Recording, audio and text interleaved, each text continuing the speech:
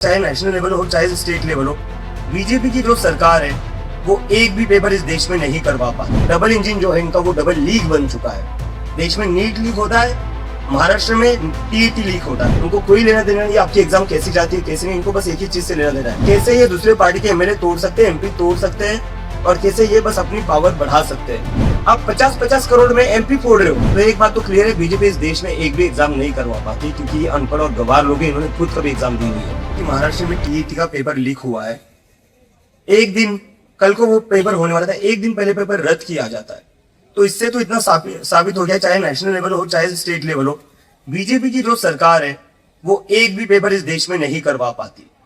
बिना paper leak हुए या बिना एग्जाम कैंसिल हुए बीजेपी की सरकार एक भी पेपर नहीं करवा पाती। ये बात तो क्लियर हो गई, सबको समझ आ चुकी है। डबल इंजन की सरकार, डबल इंजन जो है इनका वो डबल लीक बन चुका है। देश में नीट लीक होता है, महाराष्ट्र में टीईटी लीक होता है, और ये कोई पहली बार नहीं हो रहा है। 2017-18 में हमने देखा है कि 18,000 जो स्टूडेंट्स क्वालिफाइड किए गए थे, उसमें से 8,000 स्टूडेंट्स की जो रीचेकिंग हुई, उनका फिर से क्वालिफिकेशन चेक किया गया, तो उसमें से पता चला कि 8,000 स्टूडेंट्स जो थे, जो एस्पिरेंट्स थे, वो तो क्वालिफाइड ही नहीं थे। इन लोगों से घूस लेकर सीटें भरी गई थी, और ये पूरा ओपन सीक्रेट, ये सबको पता है। पुणे के स्टूडेंट्स, पुणे के टीचर्स बार बार बोल रहे हैं कि टीईटी के एग्जाम में बहुत ही बड़ा घोटाला चल रहा है, करप्शन चल रहा है, जहां 1-1, 2-2 करोड़ में सीटें बेची जाती है। तो मैं पूरे महाराष्ट्र के युवाओं को आह्वान करना चाहता हूँ, देश के युवाओं को बताना चाहता हूँ कि बीजेपी की जो सरकार है, उनको आपके फ्यूचर से कोई लेना देना नहीं है, उनको आपकी पढ़ाई से कोई लेना देना नहीं है, उनको कोई लेना देना नहीं है आपकी एग्जाम कैसी जाती है कैसे नहीं, इनको बस एक ही चीज से लेना देना है, कैसे ये दूसरे पार्टी के एमएलए तोड़ सकते हैं, एमपी तोड़ सकते हैं, और कैसे ये बस अपनी पावर बढ़ा सकते हैं।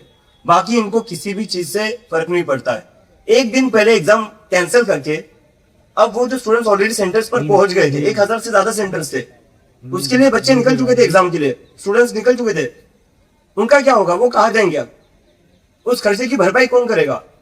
आप 50-50 करोड़ में एमपी फोड़ रहे हो। ये जो स्टूडेंट्स का खर्चा है, जो एप्लीकेशन फॉर्म का खर्चा है, अभी कई लोग ट्रांसपोर्ट कॉस्ट होगा, वह होटल लेकर रुके होंगे, इसकी खर्चे की भरपाई कौन करेगा?